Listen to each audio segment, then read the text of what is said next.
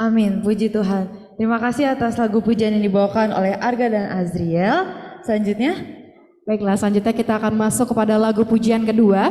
Lagu pujian kedua pada malam hari ini akan dibawakan oleh APTA, Acara Pengembangan Tabiat Anak.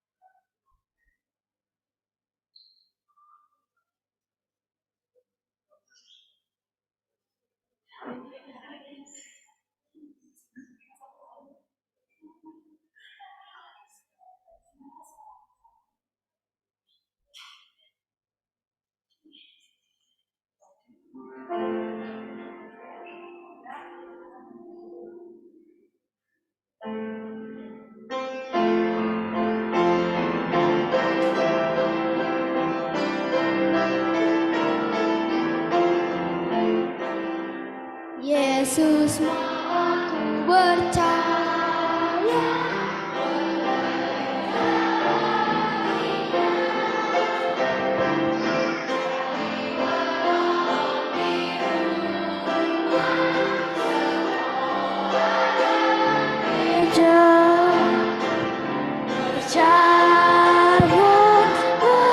Percaya, Yesus mau aku percaya, percaya, percaya, ku percaya baginya. Jesus wants me for a sunbeam to shine for Him each day. In every way, try to please Him at home, at school, at play.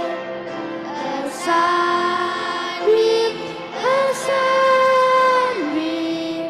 Jesus wants me for a sunbeam, a sunbeam, a sunbeam. I'll be a sunbeam for Him.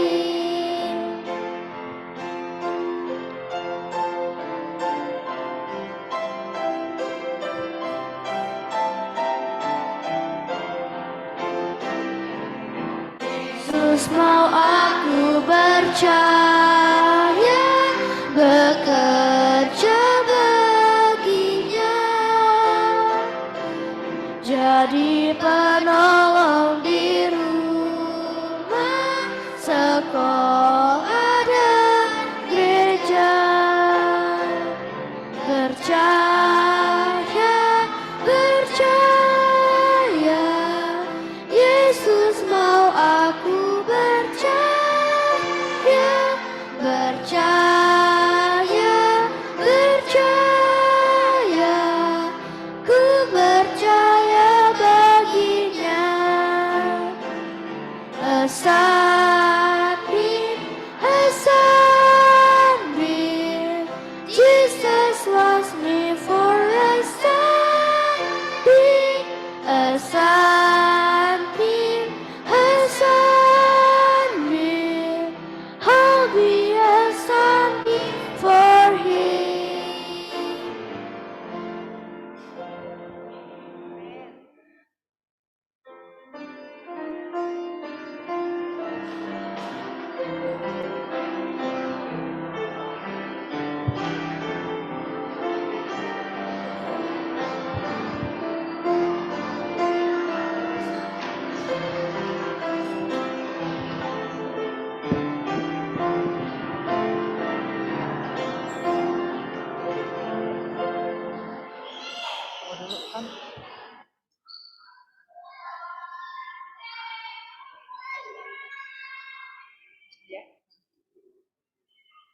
Amin, puji Tuhan. Terima kasih kepada seluruh anak-anak APTA, acara pengembangan tabiat anak yang sudah membawakan lagu pujian yang begitu merdu, begitu terberkati ya kita rasanya pada malam hari ini yang telah menarikan. Mungkin saudara-saudara yang merasa terberkati, kita boleh lambaikan tangan kita pada malam hari ini.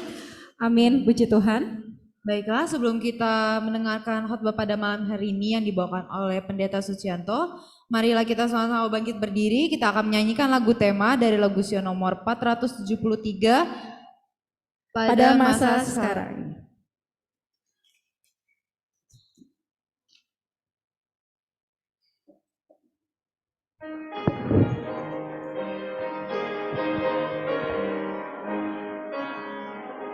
Pada masa seperti sekarang, Juru Selamat Engkau perlukan, pastikan jalanmu tahan, berpegang kuat pada batu karang. Batu karang itulah Yesus, batu karangku hanya Yesus, pastikan jangkarmu tahan, berpegang kuat pada batu karang.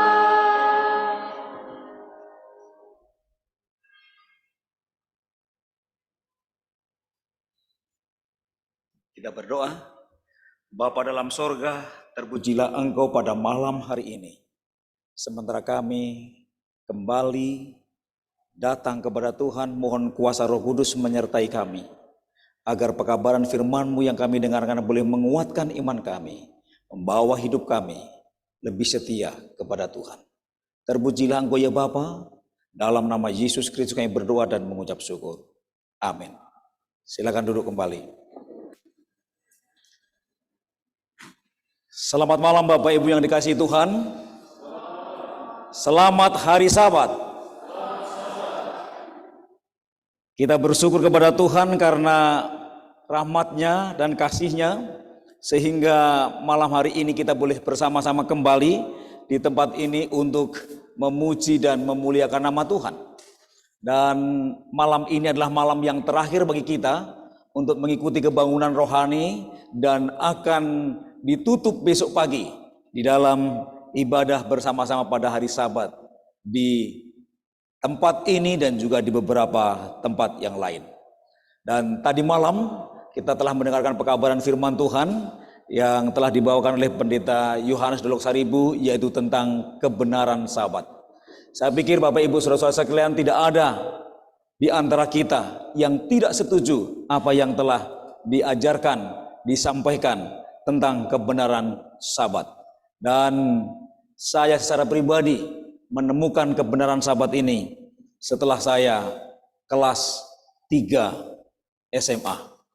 Dan saya sangat mengimaninya dan saya sangat mempercayainya, karena itu adalah firman Allah. Dan di dalam Markus 2 ayat yang ke-27-28 firman Tuhan mengatakan, Anak manusia adalah Tuhan atas hari Sabat. Barang siapa percaya kepada Yesus, dia harus percaya Sabat, karena Yesus adalah Tuhan atas hari Sabat. Itulah yang boleh membawa saya bersama-sama dengan saudara pada malam hari ini ketemu di tempat ini. Bapak Ibu yang dikasihi Tuhan, pelajaran kita pada malam hari ini yaitulah sekarang waktunya untuk menerima Dia. Pelajaran yang berharga tentunya bagi kita pada saat ini, walaupun dari tadi hujan tidak mengurangi semangat daripada anggota-anggota dan umat-umat Tuhan untuk boleh datang berbakti, memuji, memuliakan nama Tuhan di tempat ini. Bapak Ibu, 1 Juli 2022 tahun lalu, jumlah penduduk dunia ini sudah mencapai 7,8 miliar lebih. Dan kalau saya lihat hari ini sudah 7,9 miliar lebih. Jumlah ini meningkat lebih dari 22 kali lipat dibandingkan dengan jumlah penduduk 50 tahun yang lalu. Dan Bapak Ibu Saudara-saudara sekalian, mari kita melihat penduduk dunia yang paling banyak adalah China, 1,4 miliar, ya, nomor 1. Kemudian nomor 2 adalah India, 1,3 miliar.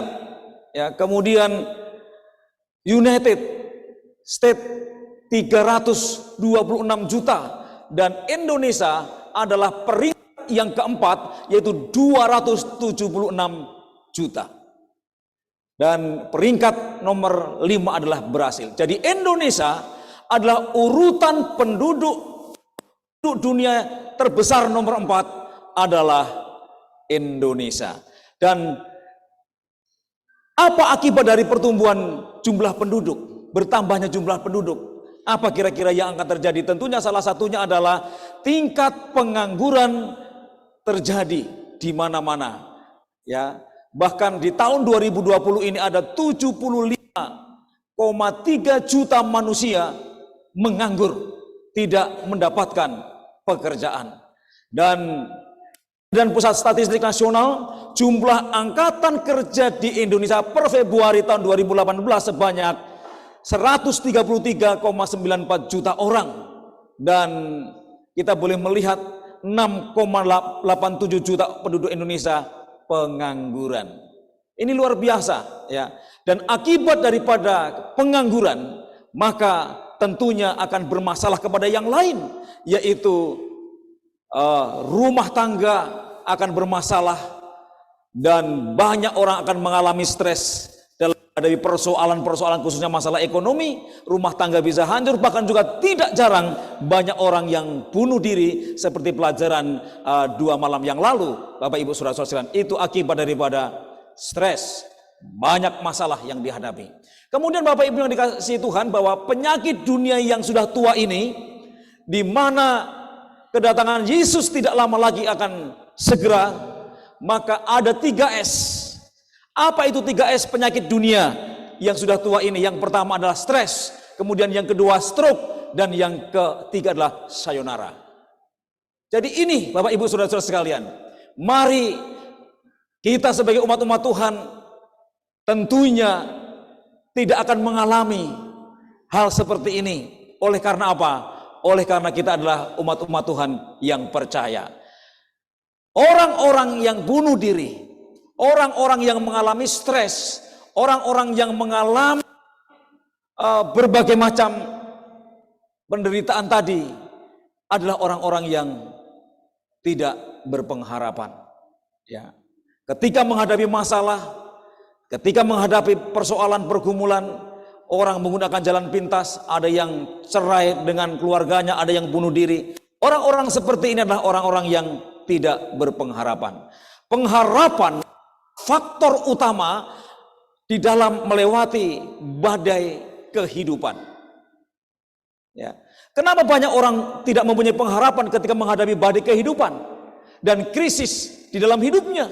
Di dalam Roma 15 ayat yang ke-13 firman Tuhan mengatakan, sebab manusia tidak percaya pada pimpinan Allah, padahal Allah adalah sumber pengharapan.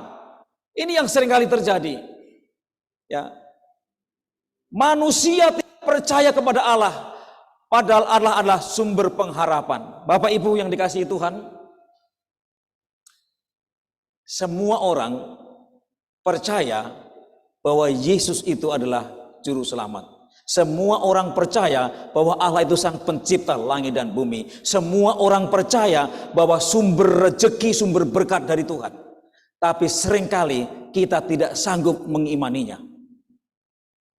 Kita tidak mampu mengimaninya. Banyak umat-umat percaya akan firman Tuhan bahwa itu kebenaran, tapi tidak sanggup mengimaninya. Ini yang seringkali terjadi, Bapak Ibu Saudara sekalian. Kita percaya bahwa Allah itulah memimpin kita, melindungi kita, tetapi kita tidak sanggup mengimaninya, sehingga kita tidak punya pengharapan. Dalam Ibrani 13 ayat yang kelima, firman Tuhan mengatakan, aku sekali-kali tidak akan membiarkan engkau dan aku sekali-kali tidak akan meninggalkan engkau. Jelas sekali firman Tuhan ini, Bapak Ibu Saudara-saudara sekalian, dan kita seringkali mengulang dan membaca berkali-kali bahwa Allah yang menciptakan langit dan bumi, Allah yang menciptakan kita semua, Allah sangat mengasihi kita dan tidak akan pernah meninggalkan kita. Walaupun duka cita, pergumulan, persoalan seringkali datang silih berganti dalam kehidupan kita. Di dalam Kristus setelah melewati badai kehidupan, kita akan menemukan pengharapan dan damai di dalam hidup kita. Masalahnya, apakah kita sudah memiliki Kristus di dalam hidup kita? Ini Bapak Ibu Saudara-saudara sekalian, sudahkah kita memiliki Kristus di dalam hidup kita? Bapak Ibu, ketika Petrus dan Yohanes sedang mengadakan perjalanan di pintu bait suci, di gerbang bait suci, namanya itu Gerbang Indah, ada seorang pengemis, orang lumpuh. Sudah bertahun-tahun dia mengemis di sana, di pintu gerbang ini. Dan pada waktu dia mengemis, meminta-minta, maka Petrus mengatakan dalam buku Kisah Para Rasul, emas dan perak aku tidak punya, tapi apa yang aku miliki akan kuberikan kepadamu. Ini kata Petrus kepada pengemis ini. Lalu Petrus mengatakan, bangkitlah, bangunlah, dan berjalanlah. Maka pengemis lumpuh itu seketika itu juga dia bangun dan dia bisa berjalan. Yang diminta oleh pengemis itu adalah meminta-minta uang, meminta-minta belas kasihan yang selama ini memang dilakukan di gerbang bait suci. Tetapi Petrus tidak memberikan uang, Petrus tidak memberikan perak dan emas, tetapi apa yang dimiliki Petrus itu yang dibagikan kepada orang lumpuh ini. Bangunlah dan berjalanlah. Saudara-saudara sekalian, apa yang dimiliki Petrus? Yang dimiliki Petrus iman di dalam Yesus. Iman di dalam Yesus itulah yang berkuasa untuk boleh menyembuhkan orang lumpuh itu, sehingga orang lumpuh itu bisa berjalan. Saudara-saudara sekalian, seringkali kita percaya Yesus juru selamat, kita percaya firman Allah, tetapi itu kita baru mempercayainya, kita belum mengimaninya. Dengan kata lain, kita belum memilikinya. Bapak Ibu, kita percaya Yesus juru selamat, Yesus yang telah mati di bukit Golgota itu menebus manusia dari binasa dosa, tapi seringkali kita baru percaya, kita belum mengimaninya, dan kita belum memiliki Kristus itu yang sesungguhnya. Ini yang Petrus mau sampaikan. Kita harus memiliki Kristus, iman Kristus di dalam hidup kita, karena iman Kristus itu berkuasa untuk mengangkat beban kita, mengangkat penderitaan kita, mengangkat penyakit kita, dan mengangkat duka cita kita. Bapak Ibu yang dikasihi Tuhan, apakah kita semua sudah menerima Yesus sebagai Tuhan dan Juru Selamat pribadi kita? Itu yang penting. Apakah kita menerima Yesus sebagai Tuhan dan Selamat pribadi kita? Di dalam Lukas 8 ayat yang ke-22 dikatakan di sana, pada suatu hari Yesus naik ke dalam perahu bersama-sama dengan murid-muridnya, dan ia berkata kepada mereka, marilah kita bertolak ke seberang danau. Saudaraku, peristiwa ini terjadi ketika Yesus sedang mengajar banyak orang di pinggir danau. Sepanjang harian Yesus mengajar, Yesus dan murid-muridnya sudah letih, sehingga Yesus mengatakan, mari kita bertolak ke seberang sana, menghindari kerumunan orang itu. Sementara Yesus dan saudara-saudara sekalian, Yesus tertidur.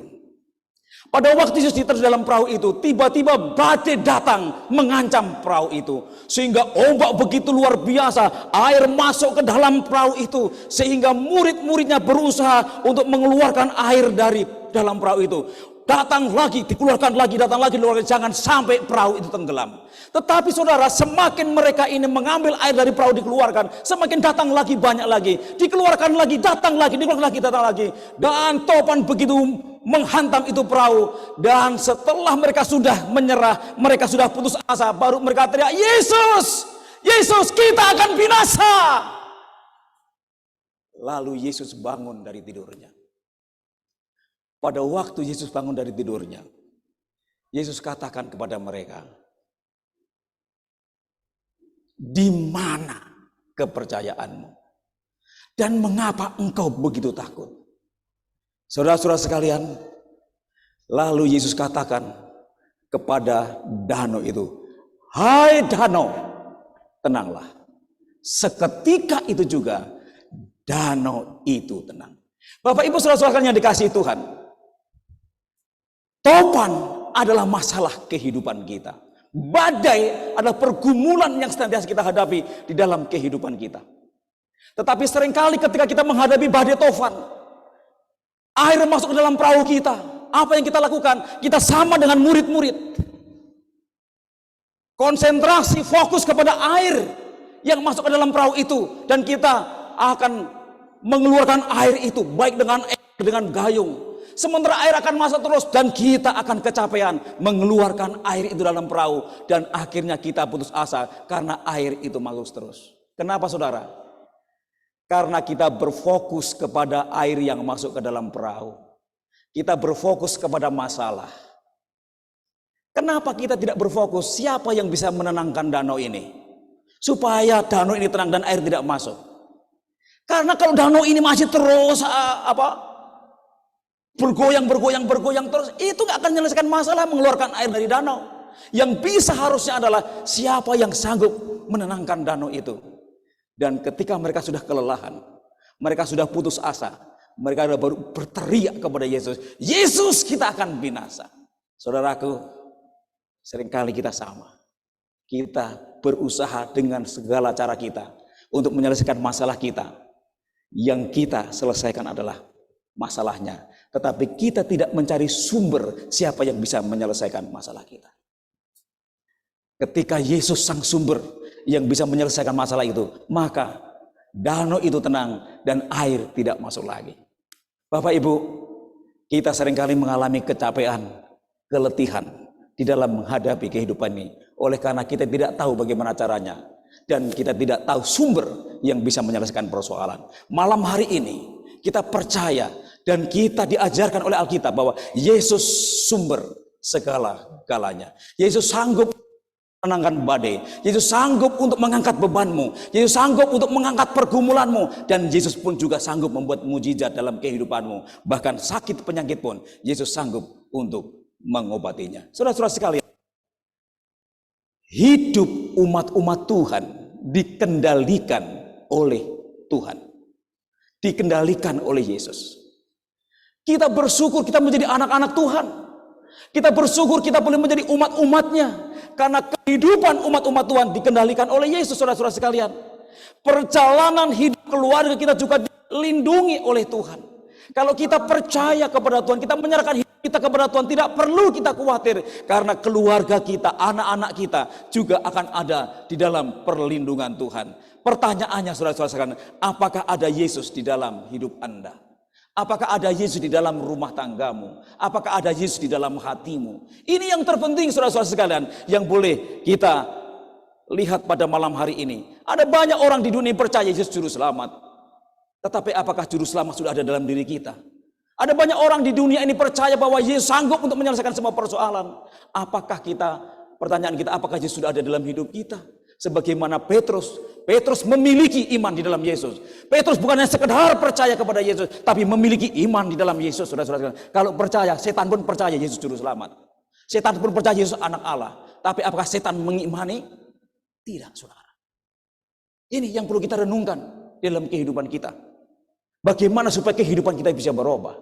Sudah puluhan tahun kita ikut Yesus. Sudah sekian lama kita ikut Yesus. Tapi kenapa kehidupan kerohanian kita masih begini-begini saja? Mari kita introspeksi diri kita. Di dalam Mazmur 37 ayat yang ke-25. Raja Daud mengatakan, dahulu aku muda, sekarang telah menjadi tua. Tetapi tidak pernah kulihat orang benar ditinggalkan. Dan anak cucunya meminta-minta roti. Mazmur 27. Mazmur 37 ditulis oleh Raja Daud ketika Raja Daud sudah tua. Rambutnya sudah putih. Dan di dalam tulisannya ini, dia bersaksi dalam tulisannya ini. Dari sejak aku muda dulu, sampai sekarang aku sudah putih rambutku, aku sudah tua. Saya melihat, saya menyaksikan bahwa orang benar tidak pernah ditinggalkan Tuhan. Luar biasa ini. Orang yang hidup benar, orang yang menuruti firman Allah, orang yang menuruti sabda Allah, tidak pernah ditinggalkan Tuhan. Lebih daripada itu apa? Anak cucunya meminta-minta roti atau anak cucunya kekurangan. Tuhan tidak pernah biarkan anak cucunya kekurangan. Inilah kesaksian Raja Daud. Bapak Ibu yang dikasihi Tuhan, kalau kita hidup benar, kalau kita hidup kudus di hadirat Tuhan, bukan hanya saudara dan saya yang diberkati, bukan hanya kita yang diberkati, tetapi anak cucu kita, keturunan kita diberkati Tuhan. Amin. Jadi begitu saudara, nggak rugi sekarang hidup benar kita. Mungkin hidup kita sekarang ini pas-pasan.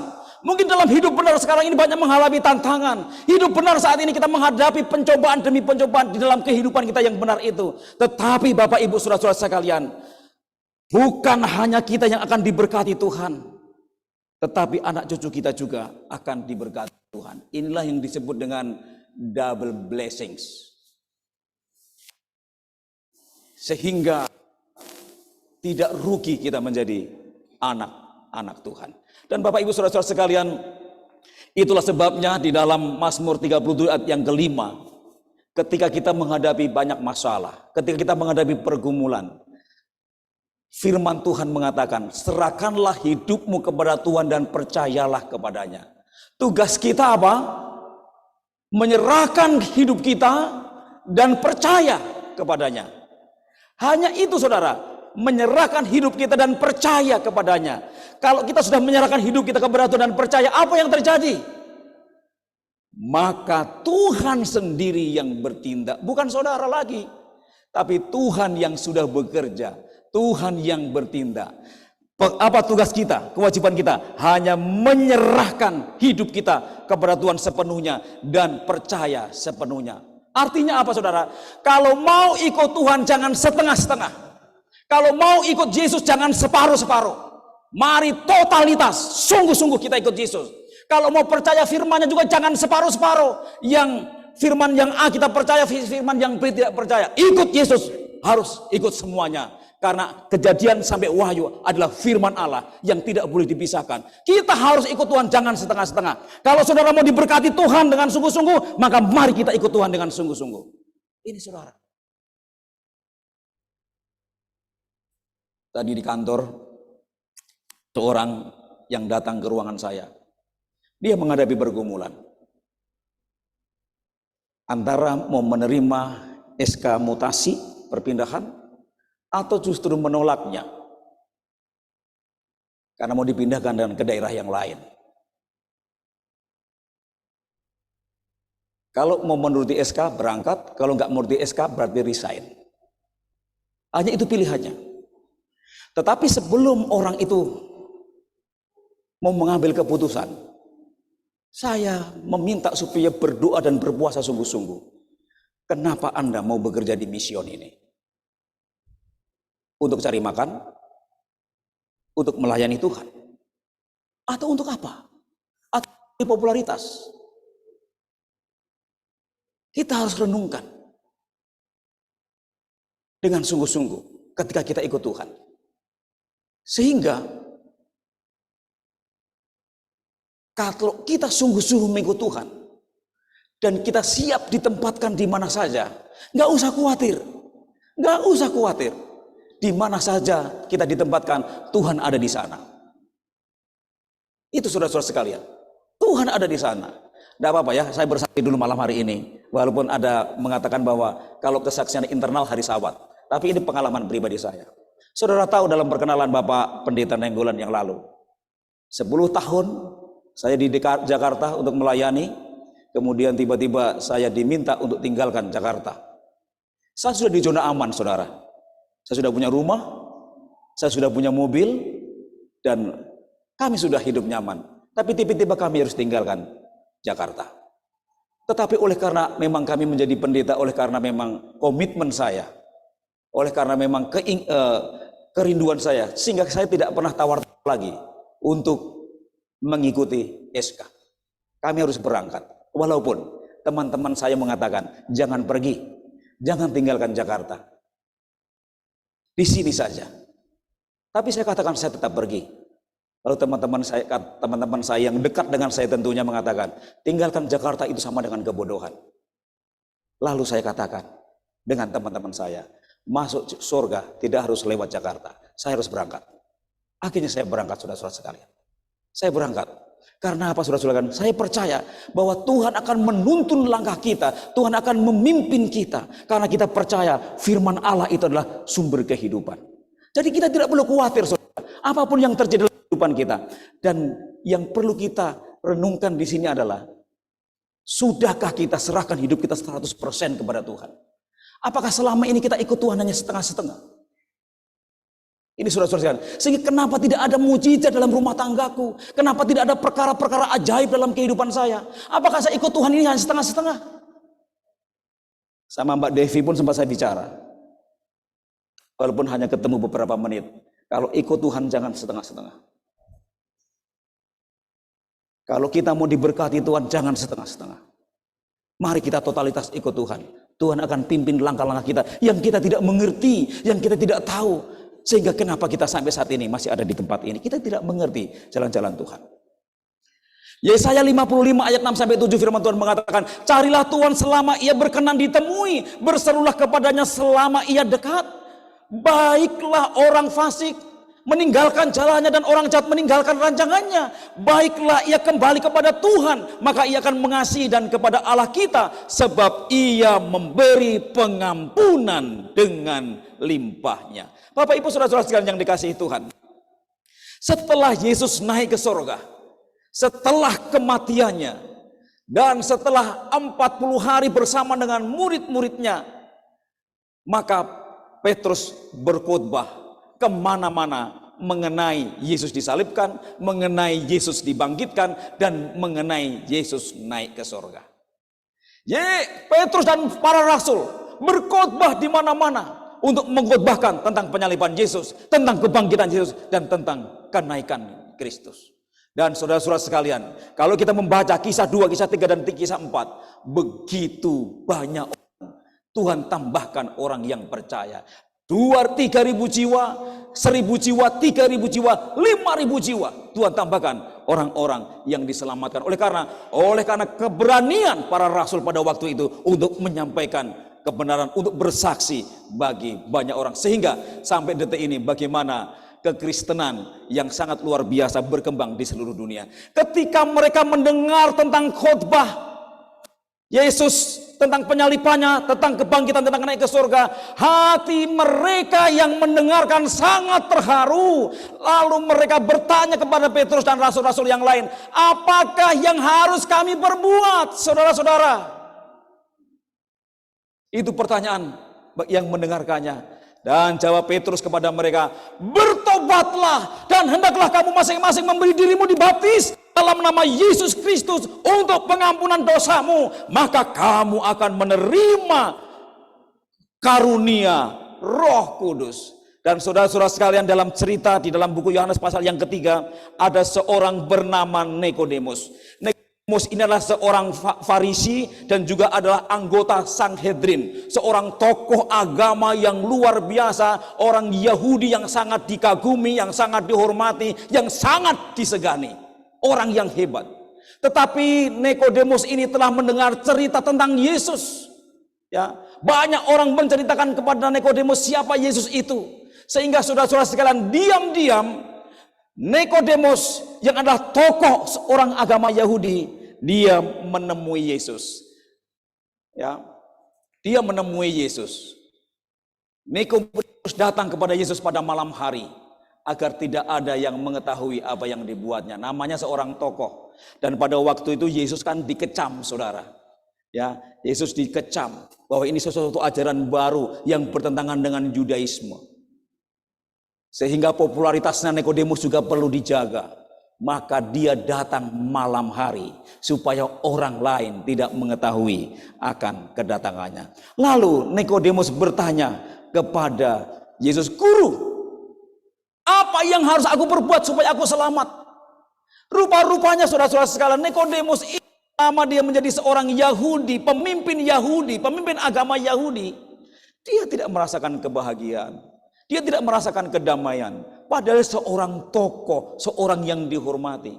Dia bertanya kepada Yesus untuk memperoleh kebahagiaan, untuk memperoleh kedamaian. "Guru, apa yang harus aku perbuat supaya aku selamat?" Lalu Yesus menjawab, katanya, Aku berkata kepadamu, sesungguhnya jika seorang tidak dilahirkan kembali, ia tidak akan melihat kerajaan Tuhan. Yohanes 3 yang ketiga. Tuhan Yesus berbicara kepada Nikodemus yang orang berpendidikan, orang bagus, orang pintar, orang sekolahan. Lalu Nikodemus berkata, Tuhan, bagaimana caranya aku harus lahir kembali? Aku sudah tua seperti ini, apakah aku harus masuk dalam perut ibuku, ke dalam rahim ibuku, dan dilahirkan kembali? Itu pertanyaan yang normal, saudara-saudara sekalian, dari seorang yang pintar. Dan untuk mendapatkan kebahagiaan sejati, kita harus dilahirkan kembali. Bagaimana caranya? Yesus berkata kepada Nikodemus, aku berkata kepadamu, sesungguhnya jika seorang tidak dilahirkan oleh air dan roh, ia tidak akan masuk dalam kerajaan Tuhan. Yohanes 3 ayat yang kelima. Sesungguhnya jika seorang tidak dilahirkan dari air dan roh, ia tidak akan masuk ke dalam kerajaan Tuhan. Saudara-saudara sekalian, apa yang dimaksudkan ini? Yesus berbicara tentang pertobatan melalui kuasa Roh Kudus. Ya. Dibaptiskan melalui air dan roh. Yesus berbicara tentang pertobatan melalui Roh Kudus. Dilahirkan roh sama dengan pertobatan. Yang selama ini kita sudah melanggar firman Tuhan. Yang selama ini kita tidak mengikuti ajaran Tuhan. Yang selama ini kita sudah jauh daripada Tuhan. Yang selama ini kita sudah membelakangi Tuhan. Tetapi ketika Roh Kudus berbicara dalam kehidupan kita, melalui saudara kita, melalui teman kita, melalui sahabat kita, bahkan melalui pendalaman-pendalaman Alkitab dan pelajaran firman Tuhan, Roh Kudus berbicara kepada kita untuk kembali kepada Tuhan. Dan itulah saudara yang disebut dengan pertobatan. Meninggalkan manusia lama kita dan kita hidup baru, memulai hidup baru bersama dengan Tuhan. Itulah artinya pertobatan. Kalau dulu kita berbuat jahat, kita sekarang berbuat baik. Kalau dulu kita melanggar firman Tuhan, sekarang kita menuruti firman Tuhan. Itulah artinya pertobatan. Bapak Ibu saudara-saudara sekalian, pertobatan di dalam perjanjian baru atau dalam Alkitab itu juga sering digambarkan dengan diikuti yang namanya baptisan. Baptisan. Ya. Apa artinya? Di dalam bahasa Yunani baptisan itu artinya baptiso. Kata baptiso itu berarti dalam bahasa Yunani artinya dicelupkan, dibenamkan, ditenggelamkan. Itu kata baptiso, saudara. Jadi kalau hanya disiram itu bukan baptiso bahasa Yunaninya. Itu ada kata lagi yang lain. Ya. Tapi kata baptiso itu adalah celupkan, dibenamkan atau ditenggelamkan. Dan kalau kita berbicara mengenai baptisan, maka mari kita melihat bagaimana cara Yesus dibaptiskan di dalam Alkitab. Karena ada catatan Alkitab yang menceritakan mengenai Yesus dibaptiskan dalam Matius 3 ayat 13 sampai 14. Maka datanglah Yesus dari Galilea ke Yordan kepada Yohanes, yaitu Yohanes Pembaptis, untuk dibaptiskan olehnya. Tetapi Yohanes Pembaptis mencegah dia. Ketika Yesus datang di sungai Yordan itu, Yesus berkata kepada Yohanes Pembaptis, tolong baptiskan saya. Apa kata Yohanes? Tuhan, gak layak aku membaptis engkau. Yang pas itu saya yang engkau baptis. Engkau yang harus membaptis saya. Tapi apa kata Tuhan kepada Yohanes dalam ayat yang ke-15? Biarlah hal itu terjadi, karena demikianlah sepatutnya kita menggenapkan seluruh kehendak Allah. Sehingga dalam cerita ini Yohanes membaptis Yesus di sungai Yordan. Yesus ditenggelamkan, Yesus dicelupkan ke dalam air itu. Dan di dalam ayat 16 dan 17 dikatakan di sana, setelah Yesus dibaptiskan, Yesus segera keluar dari air, dan pada waktu itu juga langit terbuka dan ia melihat Roh Allah sementara burung merpati turun ke atasnya. Dan saudara-saudara sekalian, lalu terdengarlah suara dari sorga yang mengatakan, inilah anakku yang kukasihi, kepadanyalah aku berkenan. Bapak Ibu, ini satu hal yang sangat luar biasa. Ini juga ada dalam pelajaran sekolah sahabat kita, yaitu peristiwanya tahun 27 Masehi, masuk dalam nubuatan 2300 pagi dan petang. Jadi Yesus dibaptiskan di tahun 27 Masehi. Usia Yesus pada waktu itu sekitar 30 tahun. Dan saudara-saudara sekalian, ketika Yesus dibaptiskan, dicelupkan, keluar dari sungai Yordan, keluar dari air, maka di sana ada Roh Kudus yang menyerupai burung merpati, hinggap di atas kepala Yesus.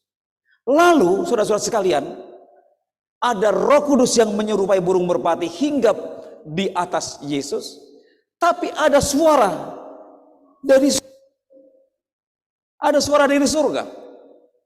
Bukan suara merpati itu dan bukan suara Yesus, suara dari surga yang mengatakan, inilah anakku yang kukasihi, kepadanya lah aku berkenan. Saudara, di sana ada 3 oknum kehalahan yang bersama-sama di sungai Yordan, yaitu Allah Bapa, Anak, dan Roh Kudus. Ada di sana 3 oknum kealahan, 3 menjadi 1. Itulah dalam Ulangan 4 ayat 6. Tuhan Allah itu Esa. Tuhan Allah, Tuhan itu Esa, yaitu satu kesatuan yang tidak bisa dipisahkan. Bapa, Anak, dan Roh Kudus. Saudara-saudara sekalian, mungkin bahasa Bapa, Anak, dan Roh Kudus sulit dimengerti oleh saudara-saudara kita. Sepertinya Allah itu beranak dan beristri. Allah kita tidak beranak dan tidak beristri, saudara-saudara sekalian.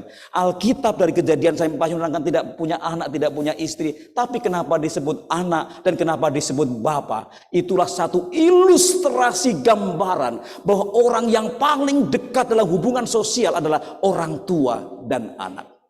Antara ayah dan anak.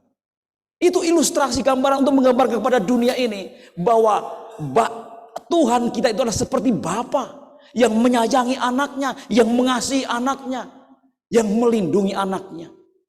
Itu adalah gambaran hubungan begitu dekatnya antara Sang Pencipta dengan yang diciptakan. Jangan lupa, kita ini adalah ciptaan, Allah itu adalah pencipta. Ya, jadi kalau kita menyebut bahwa kita adalah anak-anak Tuhan, kita anak-anak Allah, bukan berarti Allah memperanakkan kita. Allah memperanakkan kita secara rohani, secara badani. Ya, kita anaknya orang tua kita. Itu saudara-saudara sekalian. Ya, perlu kita sampaikan kepada teman-teman kita supaya jangan salah mengerti bahwa memang Allah Sang Pencipta langit dan bumi adalah Allah yang tidak beristri dan tidak beranak seperti gambaran kita saat ini. Adakah hubungan antara baptisan dengan keselamatan, saudara-saudara sekalian? Sudah tentu ada. Karena baptisan adalah lambang pertobatan, saudara-saudara sekalian. Lambang pertobatan. Dan orang-orang yang diselamatkan adalah orang-orang yang sudah menerima pertobatan tentunya, saudara-saudara sekalian. Ya. Di dalam Markus 16 firman Tuhan mengatakan, siapa yang percaya dan dibaptis akan diselamatkan. Ini jelas bahwa baptisan ada hubungannya dengan keselamatan. Karena Markus 16 ayat 16 jelas, siapa yang percaya kepada Yesus dan dibaptis akan diselamatkan, saudara-saudara sekalian. Ya, baptisan adalah tanda penerimaan Yesus. Ini saudara-saudara sekalian. Jadi tanda bahwa kita menerima Yesus sebagai Tuhan dan Juru Selamat kita adalah melalui baptisan. Kalau keluarga saya kemudian keluarga saya adalah memang Muslim. Tulang saya yang paling kecil Pak Haji baru sebelum Covid naik haji. Kalau keluarga saya tanda bahwa dia adalah umat Muslim, dia harus mengucapkan 2 kalimat syahadat. Tapi tanda bahwa kita adalah orang Kristen dan Kristus adalah harus dibaptis. Ini saudara-saudara sekalian. Jadi baptisan adalah tanda penerimaan Yesus. Ya. Dalam Matius 10 ayat 32 firman Tuhan mengatakan, setiap orang yang mengakui aku di depan manusia, aku juga akan mengakuinya di depan Bapakku yang di sorga. Baptisan itu adalah pengakuan kita di depan umum. Kan dilihat oleh semua orang. Tidak ada yang namanya baptisan diam-diam. Hanya pendeta dan orang itu. Tapi baptisan itu adalah di depan umum, saudara-saudara sekalian. Kecuali baptisan Roh Kudus, hanya antara kita dengan Bapa. Hanya Tuhan. Tapi kalau baptisan dicelupkan di dalam air, ditenggelamkan, dibenamkan, itu adalah di depan umum. Sebagai bukti, sebagai tanda bahwa kita sudah menerima Yesus sebagai Tuhan dan Juru Selamat pribadi kita. Pengakuan di depan umum, saudara-saudara sekalian. Maka Matius 10 ayat 32 mengatakan, setiap orang yang mau mengakui aku di depan manusia, aku juga akan mengakui di depan Bapakku yang di surga. Jadi kalau saudara mau dibaptis, tidak usah malu-malu. Aku malu sama tetanggaku, aku malu sama gereja. Biarkah aku dibaptis diam-diam saja, supaya orang lain tidak lihat. Saudaraku, Matius 10 ayat 32. Kalau saudara malu mengakui bahwa Tuhan juru selamatmu, maka Yesus juga akan malu mengakuinya di depan Bapa yang di surga. Gak usah malu. Walaupun mungkin kita sudah berdosa, kita sudah melakukan banyak kejahatan, gak usah malu saudara. Justru disitulah semua orang akan simpati, empati kepada kita, karena kita gentle mau mengakui Yesus di depan umum. Inilah anakku yang kukasihi, kepadanya lah aku berkenan. Yesus akan memproklamasikan ini, memproklamirkan ini kepada orang, kepada banyak orang, bahkan kepada penghulu surga. Ketika kita akan dibaptiskan menerima Yesus sebagai Tuhan dan Juru Selamat pribadi kita, inilah anakku yang kukasihi, kepadanya lah aku berkenan. Saudara-saudara sekalian yang dikasihi Tuhan, ingat sida-sida Etiopia. Ketika sida-sida itu sedang dalam perjalanan naik kereta, di sana juga Filipus sedang naik kereta yang sama. Dan Filipus memperhatikan bahwa sida-sida ini sedang membaca Alkitab. Alkitab perjanjian lama tentunya pada waktu itu, karena perjanjian baru belum ada. Lalu Filipus bertanya kepada sida-sida Etiopia ini, apa yang sedang kamu baca? Oh, saya sedang membaca, yaitu Yesaya pasal 53. Lalu Filipus bertanya, apakah kamu mengerti apa yang terdapat dalam Yesaya 53? Oh, saya tidak mengerti. Saya tidak mengerti ini. Oke, saya akan terangkan kepada kamu apa maksudnya yang Yesaya 53. Lalu sepanjang jalan di kereta itu, Filipus mengajar kepada sida-sida itu mengenai pengorbanan Yesus, mengenai penyaliban Yesus, dan mengenai rencana keselamatan yang dinubuatkan di dalam Yesaya 53. Lalu saudara-saudara sekalian, ketika asik mengajar di sana, sedang asik mengajar, tiba-tiba ada air, ada sungai, ada air di sana. Lalu sida-sida itu berbicara kepada Filipus, di sana ada air. Apa salahnya kalau aku dibaptiskan saat ini? Ini sedang dalam kereta.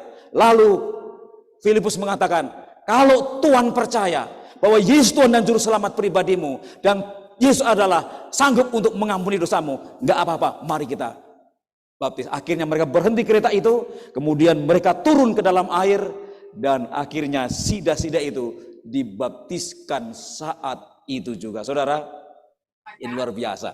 Ada orang yang diajar setahun, 2 tahun baru percaya. Ada yang diajar 3 bulan, 4 bulan baru percaya. Sida-sida ini baru diajar nggak nyampe mungkin 1 jam, langsung percaya. Saudara-saudara sekalian, luar biasa, ya, luar biasa. Sehingga di dalam Kisah 8 ayat 36 ini yang saya katakan, lihat di situ ada air, apakah halangannya jika aku dibaptis? Kata sida-sida itu. Lalu sahut Filipus, jika Tuhan percaya dengan segenap hati, boleh. Dengan percaya segenap hati, saudara-saudara sekalian. Lalu sida-sida ini dengan yakin mengatakan, aku percaya bahwa Yesus Kristus adalah anak Allah. Dan saudara-saudara sekalian, orang Etiopia itu menyuruh menghentikan kereta, dan keduanya turun ke dalam air, baik Filipus maupun sida-sida, dan akhirnya Filipus membaptis dia. Dan setelah mereka keluar dari air, Roh Tuhan tiba-tiba melarikan Filipus, dan sida-sida itu tidak melihatnya lagi. Ia meneruskan perjalanannya dengan sukacita. Saudara-saudara sekalian, apa makna baptisan menurut Alkitab? Kenapa harus dicelupkan? Kenapa harus ditenggelamkan di bawah air? Kenapa tidak separuh, sedada, selutut? Kenapa harus ditenggelamkan, saudara-saudara sekalian? Apa makna Alkitab menurut Alkitab? Baptisan menurut Alkitab, yaitu makna daripada baptisan adalah penguburan dosa-dosa kita dalam kuburan air baptisan. Salah satu maknanya adalah dosa-dosa kita harus kita kuburkan. Jadi Yang namanya dikuburkan itu, kalau orang mati dikuburkan di mana? Harus di bawah bumi kan? Nggak mungkin dikuburkan di atas rumah, di bawah bumi, ditutupi, tertutup di bawah bumi. Dan kenapa kita juga harus dibenamkan di bawah air? Semuanya harus tenggelam. Itulah sama dengan dikuburkan semuanya. Tidak ada yang tertutup, tidak ada yang kelihatan. Dikuburkan dosa-dosa kita, manusia lama kita dikuburkan. Ya. Apakah yang terjadi ketika kita dibaptiskan? Setiap dosa diampuni di dalam Kisah 2 ayat 28. Dan apa yang terjadi juga ketika kita dibaptiskan? Roh Allah diberikan kepada kita. Saudara-saudara sekalian, ketika kita dibaptiskan, yang pertama dosa kita diampuni karena kita sudah bertobat. Tinggalkan manusia lama. Manusia lama sudah kita tinggalkan. Ya. Yang tadinya kita ini pembohong, penfitnah, kemudian kita ini juga mungkin penjahat, kita berubah menjadi orang baik, menjadi orang jujur, menjadi orang yang baik-baik. Tinggalkan dan Tuhan ampuni. Sebagaimana pelajaran pada malam yang ketiga yang lalu, bahwa dosa sebesar apapun yang kita lakukan, bila mana kita bertobat, Tuhan akan ampuni. Walaupun dosamu merah seperti kermisi, akan menjadi putih seperti salju. Walaupun dosamu merah seperti kain kesumba, akan menjadi putih seperti bulu domba. Artinya saudara-saudara sekalian, tidak ada dosa yang tidak diampuni. Semua dosa sebesar apapun akan diampuni oleh Tuhan bila mana kita bertobat. Dosa yang tidak diampuni adalah dosa melawan Roh Kudus. Artinya apa dosa melawan Kudus? Adalah orang yang tidak mau bertobat. Karena yang bisa membuat orang bertobat adalah Roh Kudus. Yang bisa membuat orang lain berbalik kepada Tuhan adalah Roh Kudus. Jadi kalau saudara sudah melawan Roh Kudus, tidak mendengarkan lagi bisikan Roh Kudus, itulah yang disebut dengan dosa yang tidak diampuni. Karena apa? Tidak pernah mengalami pertobatan. Itu artinya orang yang bertobat sebesar apapun dosanya akan diampuni oleh Tuhan. Bapak Ibu Saudara-saudara sekalian, siapa yang ada di dalam Kristus, ia adalah ciptaan yang baru, yang lama sudah berlalu, sesungguhnya yang baru sudah datang.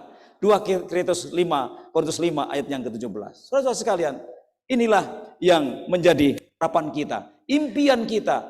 Kita sebagai umat-umat Tuhan, kita mau menjadi ciptaan yang baru. Kapan waktu yang terbaik untuk dibaptis? Hari ini, firman Tuhan katakan. Ya, tidak harus menunggu 5 tahun lagi. Tidak harus menunggu 10 tahun yang lagi. Tidak harus menunggu nanti kalau saya sudah berhasil, nanti kalau saya sudah sukses, nanti kalau saya sudah memahami Alkitab ini semuanya. Tetapi pada malam hari ini mengatakan kapan waktunya terbaik untuk dibaptiskan? Pada hari ini. Jika kamu mendengar suaranya, jangan keraskan hatimu. Ibrani 4 ayat yang ke-7. Saudara-saudara sekalian, waktunya lah sekaranglah waktunya untuk menerima kebenaran. Sekaranglah waktunya untuk menerima Yesus sebagai Tuhan dan Juru Selamat pribadi kita. Sekaranglah waktunya untuk menerima hukum-hukum Tuhan, bahkan di dalamnya adalah menyucikan hari Sabat. Sekaranglah waktunya untuk meninggalkan manusia lama kita dan hidup baru bersama dengan Tuhan melalui pertobatan yang dilakukan melalui baptisan. Mengapa kita harus menerima kebenaran sekarang? Kenapa tidak 10 tahun yang akan datang lagi? Kenapa tidak 5 tahun yang akan datang lagi atau tahun depan? Kenapa harus sekarang, saudara?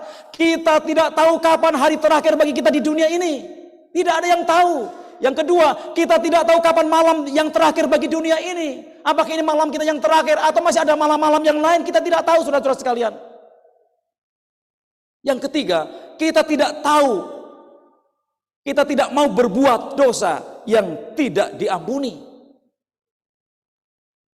Karena dosa yang tidak diampuni berarti ya kita tidak ada di surga tentunya. Yang keempat, kenapa harus sekarang kita menerima keselamatan, menerima baptisan itu? Kita tidak mau menunda mengalami kebahagiaan di dalam Yesus. Karena orang yang menerima Yesus akan mengalami kebahagiaan. Jadi kita tidak akan pernah mau menunda mengalami kebahagiaan bersama dengan Yesus. Oleh sebab itu di dalam Ibrani 4 ayat yang ke-7, pada hari ini, pada malam hari ini, jika kamu mendengarkan suara Tuhan, janganlah keraskan hatimu. Saudara-saudara sekalian yang dikasihi Tuhan, Ada lagu atau ada yang mau nyanyi disiapkan? Tidak ada? Oke. Jadi Bapak Ibu Saudara-saudara sekalian,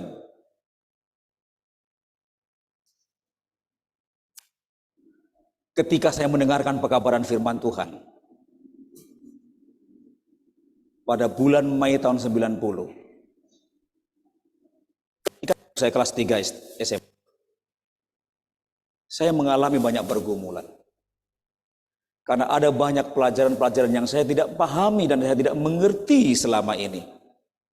Di mana keluarga kami adalah keluarga tokoh kekristenan pada waktu itu. Tetapi banyak yang kami tidak diajari, kami tidak tahu sama sekali.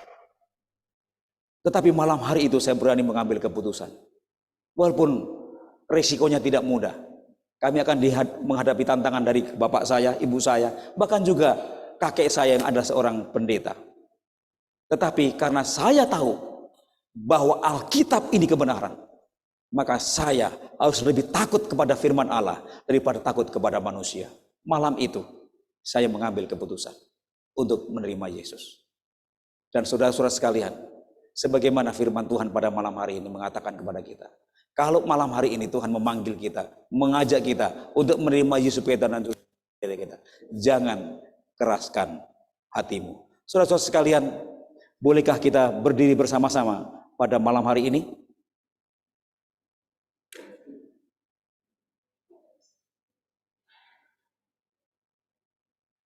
Dan malam hari ini, saya ingin mengajak kepada kita semua.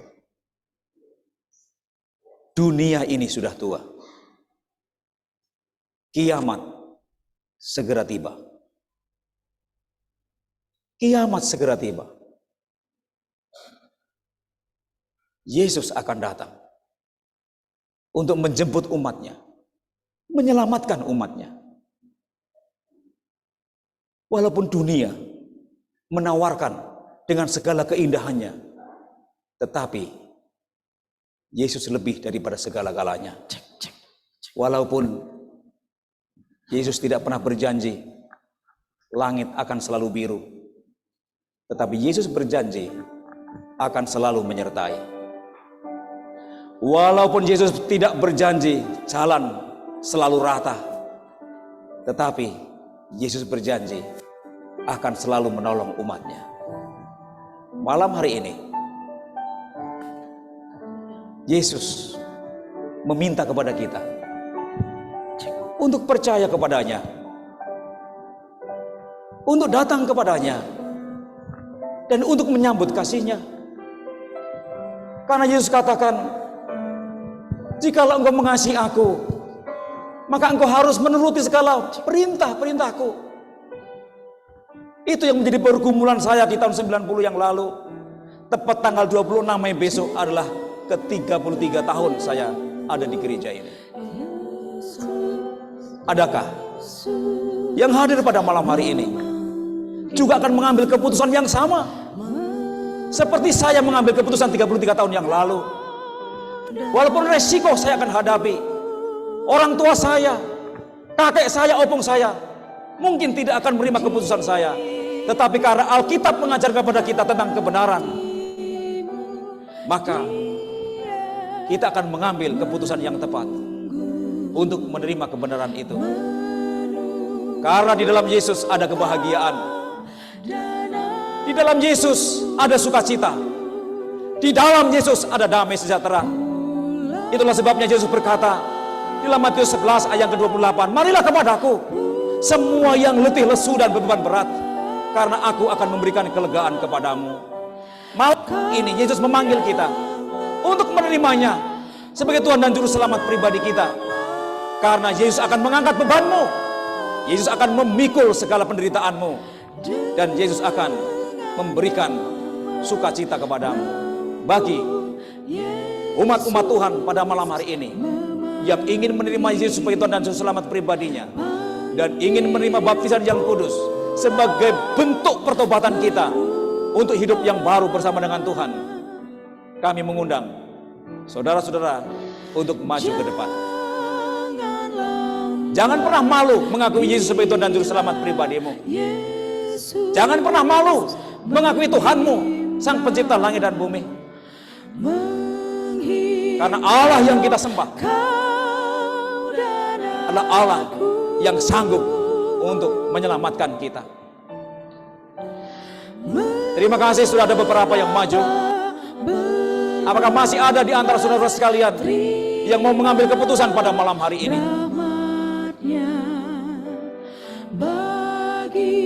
Untuk menerima Yesus sebagaimana firman Tuhan yang kita dengar pada malam hari ini. Keselamatan itu bukan kemarin, keselamatan itu bukan besok, tapi keselamatan itu adalah sekarang, saat kita menerima Yesus sebagai Tuhan dan Juru Selamat pribadi kita.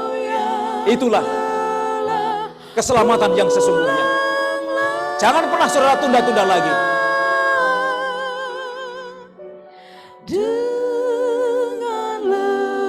Masih adakah di antara saudara-saudara sekalian yang mau maju ke depan?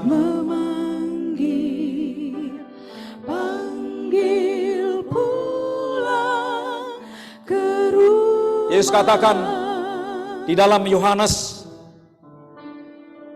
14 ayat 1 sampai yang ketiga. Yesus katakan, janganlah gelisah hatimu. Percayalah kepada Allah, percaya juga kepada aku. Di rumah Bapakku banyak tempat tinggal. Jika tidak demikian tentu aku sudah mengatakannya kepadamu. Sebab aku pergi ke situ menyediakan tempat bagimu. Dan setelah aku menyediakan tempat bagimu, maka aku akan datang kembali menjemput kamu, supaya di mana aku berada, kamu pun berada. Saudaraku, tidak ada seorang pun di antara kita yang tidak mau ada di sorga. Kita mau ada di sorga. Yesus yang telah mati di kayu salib, bangkit dari antara orang mati, sekarang sudah ada di sorga. Sudah naik ke sorga, menyediakan tempat bagi kita. Mari, ketika Tuhan memanggil kita malam hari ini untuk menerimanya sebagai Tuhan dan Juru Selamat pribadinya, jangan ditangguhkan. Mari ambil keputusan mengikut Yesus dari sekarang sampai selama-lamanya. Masih ada di samping, di atas, di bawah yang mau maju ke depan. Saya masih menunggu saudara.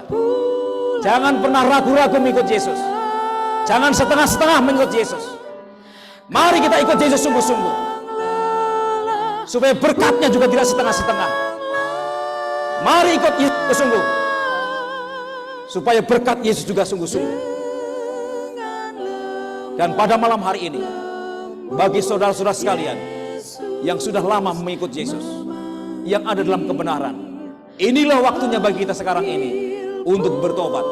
Tinggalkan manusia lama kita. Mari kita hidup baru bersama dengan Yesus. Mari kita bersama-sama untuk membuat perubahan yang dramatis dalam hidup ini. Karena kita tahu Yesus tidak lama lagi akan segera datang. Bagi saudara-saudara sekalian yang ingin didoakan di dalam kehidupannya, di dalam kerohaniannya, di dalam rumah tangganya, kami juga undang saudara maju ke depan saat ini. Adakah di antara saudara-saudara sekalian yang mau didoakan dan maju ke depan? Kami masih mengundang saudara. Ada? Tuhan memanggil kita, memanggil ke rumah. Rumah tentunya yang kita tuju bukan rumah di dunia ini, karena sesungguhnya dunia ini bukan tempat tinggal kita, tetapi kita hanyalah seorang musafir di dunia ini. Tetapi tempat tinggal kita yang sesungguhnya adalah di dalam sorga yang Tuhan sediakan bagi kita. Malam hari ini Tuhan memanggil kita untuk menerimanya. Masih adakah di antara saudara-saudara yang mau maju ke depan? Kita mau berdoa buat saudara. Mari kita berdoa. Bapa dalam sorga, terpujilah Engkau pada malam hari ini, di mana kami dari malam ke malam telah mendengarkan pekabaran firman Tuhan yang boleh menjamah hati kami, membuka mata rohani kami tentang kebenaran firman-Mu, tentang kebenaran Yesus Kristus. Tuhan, kiranya segala firman yang telah kami dengarkan boleh bertumbuh dalam hati dan pikiran kami, sehingga Engkau boleh pertumbuhkan dalam kehidupan kami, agar kami semakin hari semakin memahami siapa Allah yang sesungguhnya, siapa Allah yang kami sembah, siapa Allah yang menciptakan langit dan bumi. Sehingga dengan demikian ya Tuhan, kami akan semakin mencintai-Mu dan kami akan semakin lebih dekat kepada-Mu.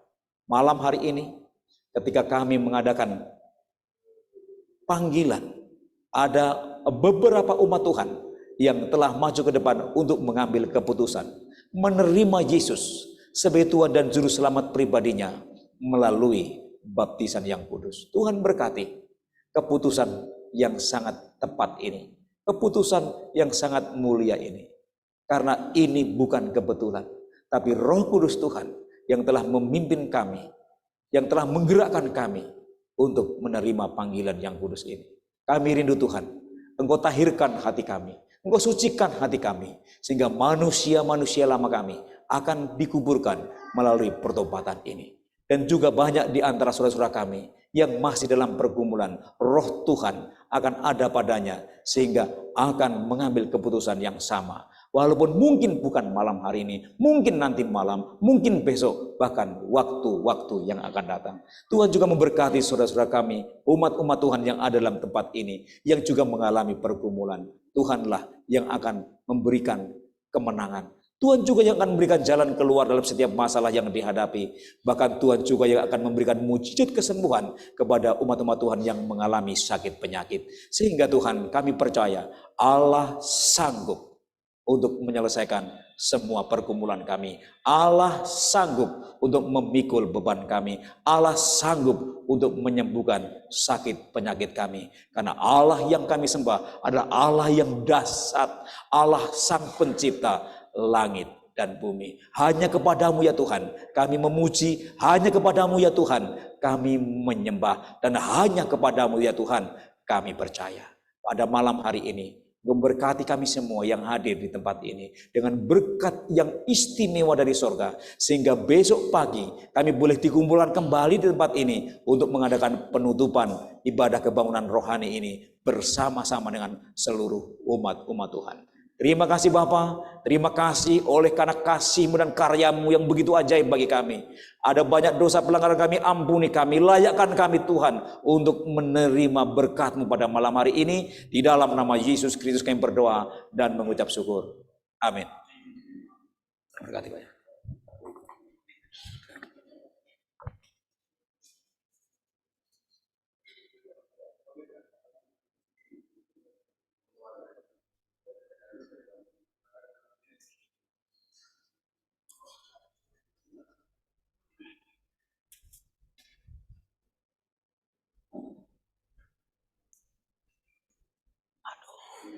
Kita ketinggalan nih.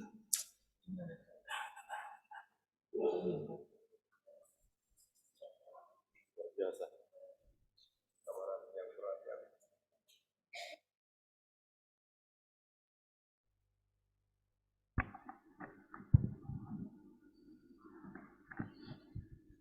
Amin, puji Tuhan. Terima kasih banyak kepada Pendeta Sucianto yang sudah membawakan akan pekabaran firman Tuhan yang begitu menguatkan kita semua pada malam hari ini. Begitu luar biasa pekabaran firman Tuhan, dan saya rindu kepada kita semua yang hadir pada malam hari ini yang merasa terberkati, kita boleh lambaikan tangan kita pada malam hari ini. Amin, puji Tuhan, terima kasih. Dan untuk menutup ibadah kita pada malam hari ini, marilah kita sama-sama bangkit berdiri, kita menyanyikan lagu dari lagu Sion nomor 310, Tariklah Aku Ya Bapakku.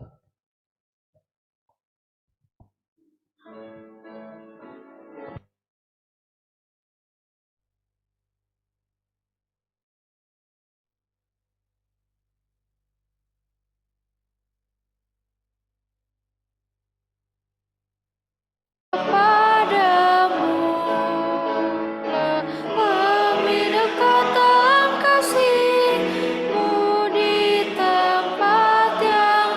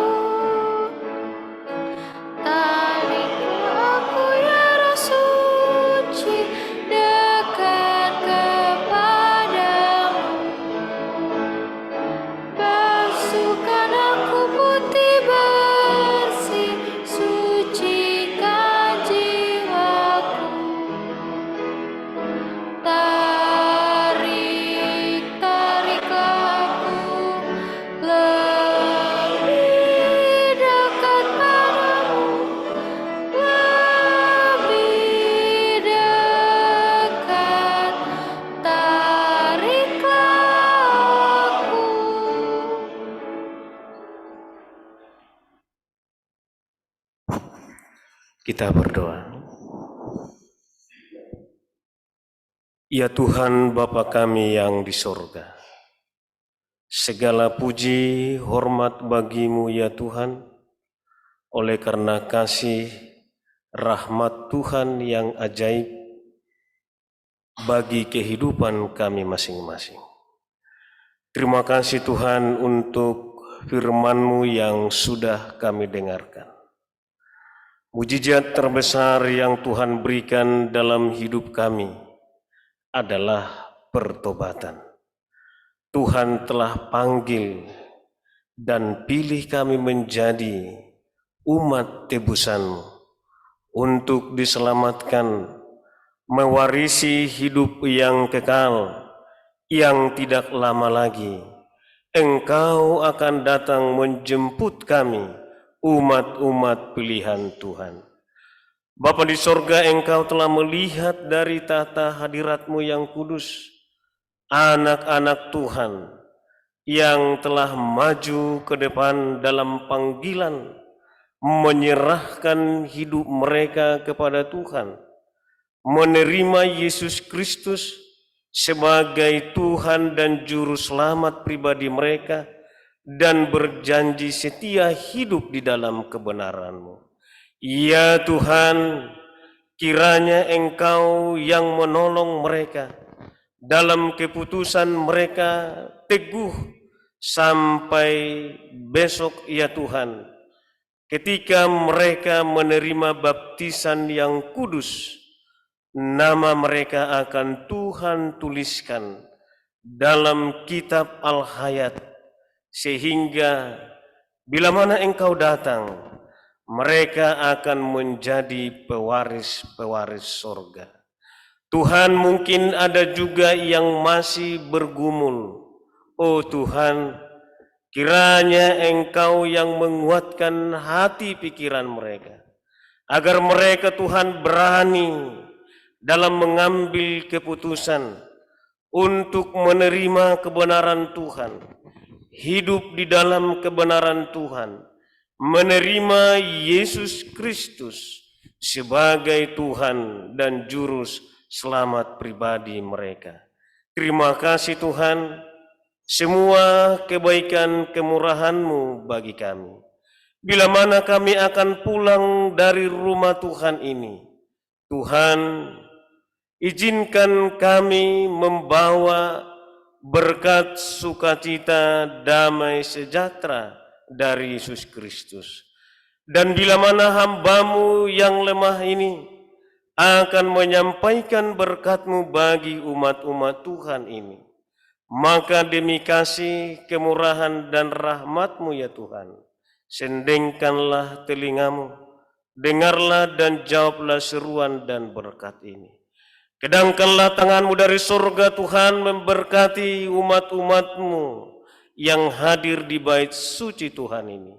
Tuhan memberkati Engkau, menetapkan Engkau sebagai umat-Nya yang kudus. Diberkatilah rumah tangga-Mu, anak-anak-Mu dalam kesetiaan-Mu kepada Tuhan. Tuhan memberkati sandang dan pangan-Mu. Diberkatilah Engkau ketika berada dalam rumah-Mu dan ketika Engkau keluar dari rumah-Mu. Tuhan memenuhi Engkau dengan kebaikan-Nya, dan dipenuhilah lumbung-lumbung perbendaharaan-Mu. Tuhan menjauhkan sakit penyakit, mara dan bahaya daripada-Mu. Tuhan kiranya memberkati Engkau dan melindungi Engkau. Tuhan menyinari Engkau dengan wajah-Nya dan memberi Engkau kasih karunia. Tuhan menghadapkan wajah-Nya kepadamu dan memberi Engkau damai sejahtera. Kasih Allah Bapa, kasih karunia dari Yesus Kristus, serta persekutuan Roh Kudus-Nya menyertai kita sekalian dari sekarang sampai Yesus datang. Pulanglah saudaraku dari rumah Tuhan ini ke dalam rumah-Mu membawa berkat jasmani dan rohani. Inilah doa, permohonan, dan berkat yang hamba-Mu sampaikan. Di dalam nama anak-Mu Tuhan dan Juru Selamat kami, Yesus Kristus. Amin.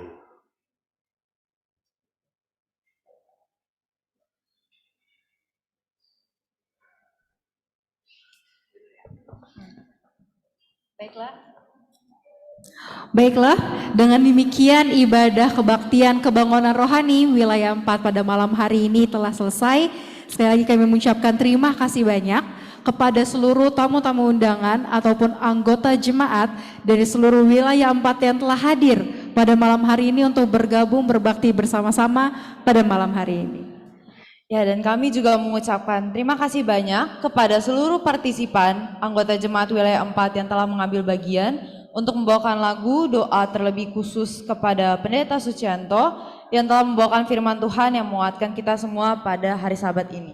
Betul sekali, dan untuk informasi sedikit, saya ingin mengingatkan untuk kepada seluruh anggota ataupun tamu-tamu undangan KPA yang telah hadir pada malam hari ini yang memiliki akan pertanyaan seputar dengan pekabaran firman Tuhan kita ya pada malam hari ini ataupun malam-malam sebelumnya bisa menghubungi akan tim panitia ataupun menghubungi akan pendeta jemaat yang berada di wilayah 4. Ya, dan kami juga kembali mengundang untuk seluruh para tamu-tamu, baik tamu KPA ataupun tamu undangan lainnya, dan juga kepada seluruh anggota jemaat wilayah 4 yang telah hadir pada malam hari ini untuk dapat kembali hadir pada ibadah besok hari di gereja. Baik, untuk sedikit informasi, pada ibadah besok hari kita akan beribadah masing-masing di gereja kita, kecuali untuk gereja yang akan saya sebutkan, untuk jemaat dari Bukit Sion, Tumoto Bekasi dan juga Villa Indah Permai, kita akan bergabung bersama-sama ya di tempat ini untuk mengikuti akan ibadah Sabat. Dan untuk anggota yang lainnya dari jemaat yang lain, dari jemaat Bojong Menteng, Galaksi, Kemang Pratama dan juga Narogong, kita akan berpisah ibadahnya ya di gereja masing-masing. Dan untuk ibadah pada Sabat besok di tempat ini di Jemaat Jaka Sampurna kita akan memulaikan jam 8:30 pagi. Jadi saya berharap untuk seluruh anggota yang hadir pada malam hari ini kita boleh sama-sama hadir tepat waktu dan mengikuti akan perbaktian Sabat besok dengan baik tentunya ya. Ya, betul sekali. Dengan ini saya Violin dan saya juga Rafna Sasara mewakili seluruh panitia dan juga staf-staf KKR wilayah 4 mengucapkan terima kasih banyak dan mohon maaf jika ada kesalahan dalam perkataan, penyampaian ataupun tindakan kami. Sampai berjumpa dalam ibadah Sabat besok hari. Terima kasih, Tuhan Yesus memberkati. Shalom.